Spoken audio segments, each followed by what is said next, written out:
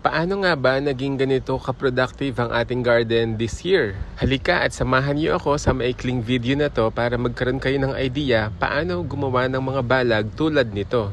Ang mga balag o trellis na tinatawag sa English ay isa sa mga pinaka-importanting bagay na pwede nyong idagdag sa inyong garden upang magkaroon kayo ng mas marami pang harvest. Lalo na kung gusto nyo magtanim ng upo, patola, ampalaya, mga sitaw, at even kalabasa. Ang unang dapat isaalang-alang ay dapat maging matibay ang mga pamoste. Kaya ang gamit ko ay 2x2 or 2x2. Tapos yung mga pang support ay 1.5 or 1 inch by 2 inches para mas maging matibay ito at dito gagapang yung mga balag. Gumamit nga pala ako ng drilling machine at saka ng mga screw instead na pako at martilyo kasi laging napupukpok ang mga kuko ko sa martilyo. After na maging ready ang inyong mga balag, pwede na magtanim ng mga vining plants kagaya ng mga upo, patola, ampalaya, sitaw at kalabasa. At ito na ang ating finished product.